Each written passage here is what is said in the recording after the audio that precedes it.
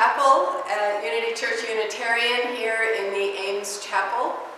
And this is where we gather every Wednesday night for chapel service, and we're glad you're here for a service of song, of story, and spiritual practice of sharing our joys and sorrows.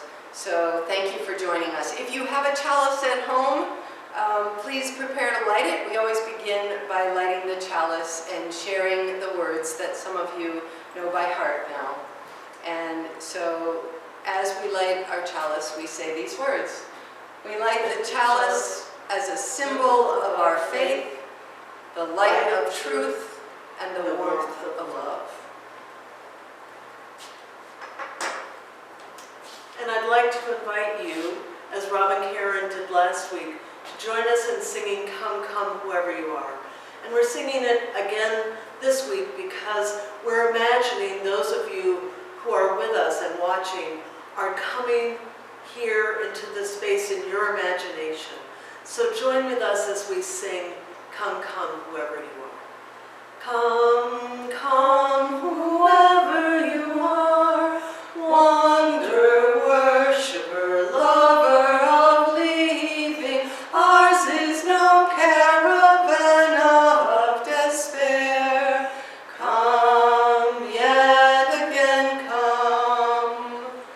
Come, come, whoever you are, wonder, worshiper, lover of leaving. Ours is no caravan of despair.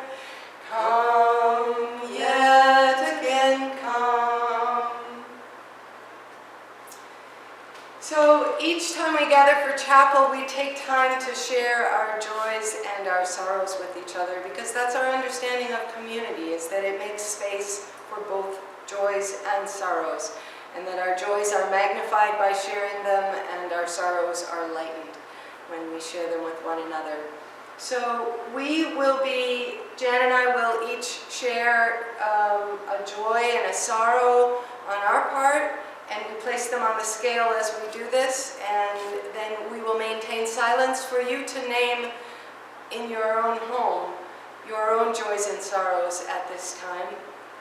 And then we'll come back together and name one more joy and sorrow and close up this sharing. So I will begin by saying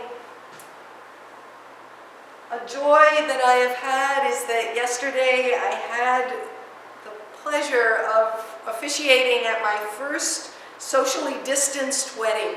Two people who got married in a park, and I kept my distance, and they spoke their vows to one another, and it reminded me that commitments and love go beyond all social distancing, and that they will carry us forward. So that was a great joy for me. And a sorrow is that I'm trying to figure out, as the person leading these chapels every week, how I can get some of my young congregants to join me in ringing the bell. So if anybody has an idea for that, my sorrow is that we're ringing the bell at the beginning of the service on behalf of all of you young ones who normally ring it. And I miss you. And so I will try to figure out a way to involve you in ringing the bell with me in the future.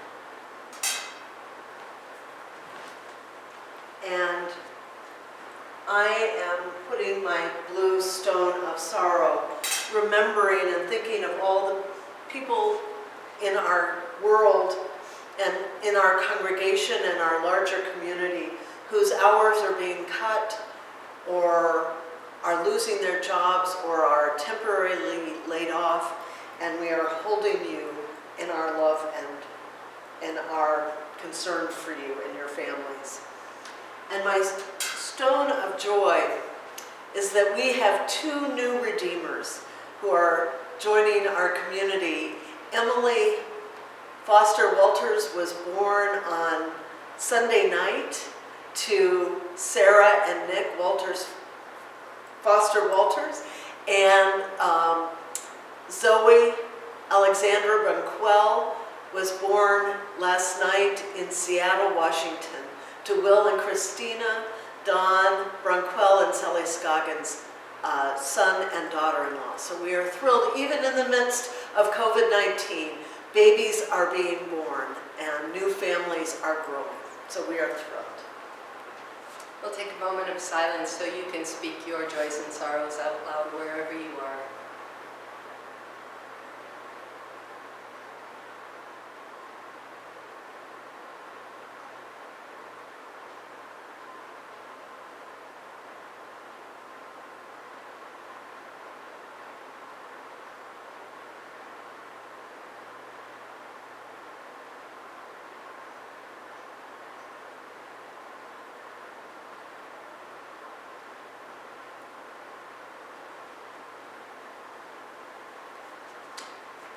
Add another stone of sorrow for all the losses as yet unnamed, and a stone of joy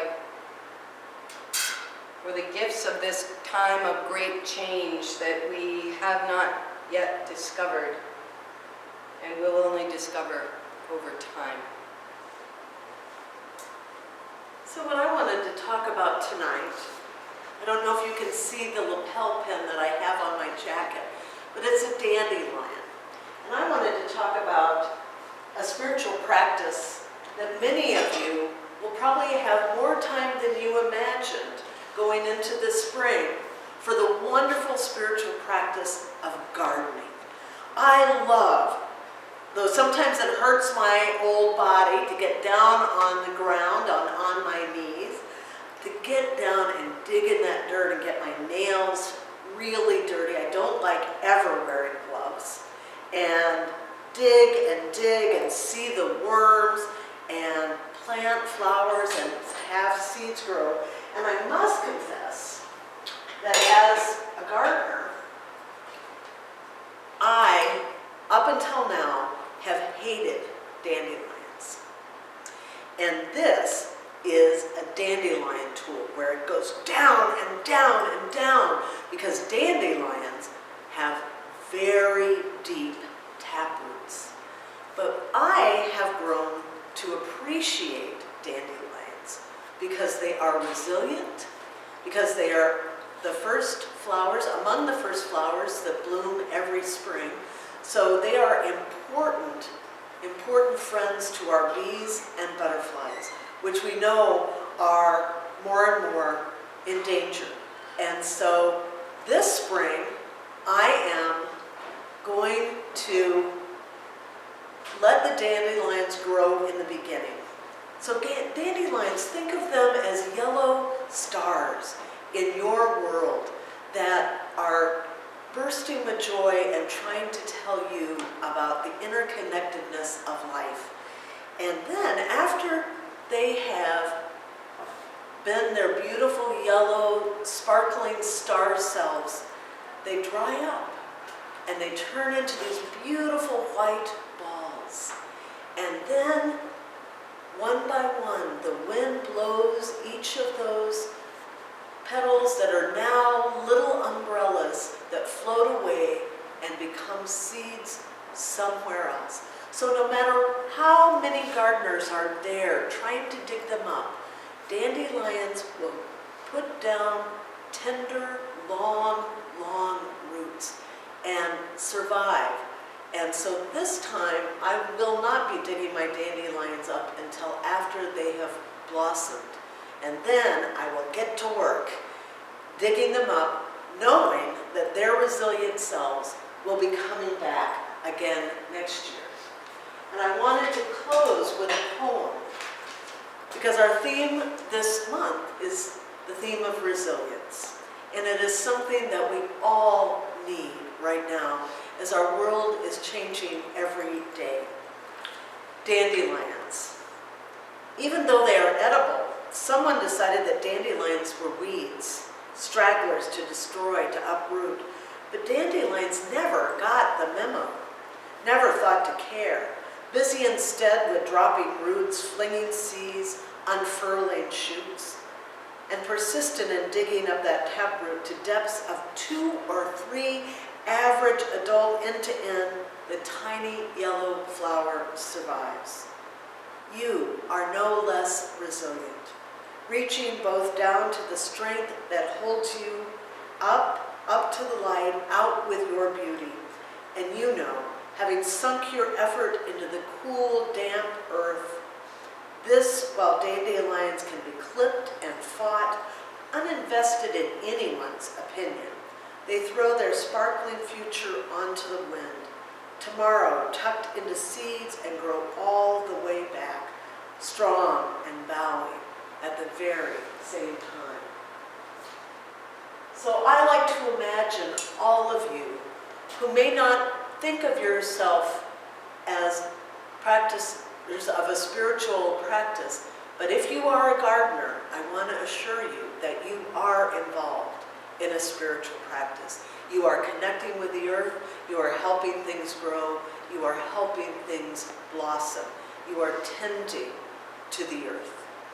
And I thank all the gardeners out there who are going to be gardening tirelessly this spring, trying to create beauty in a time of disorientation and confusion. So thank you so much for being with us. And will you join with us in singing the Chalice Song? And I want to say that the Chalice Song was written by a very, very dear friend of Rob and mine.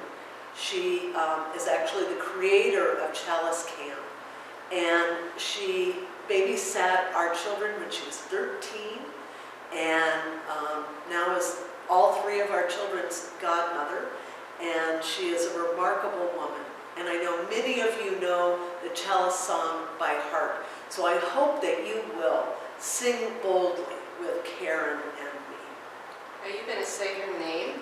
Her name is Lila Ibrahim. Thank you. It's a blessing we were born, and it matters what we do. What we know about God is a piece of the truth. Let the beauty we love be what we do, and we don't have to do it alone. And we cannot hear you saying cha-cha-cha.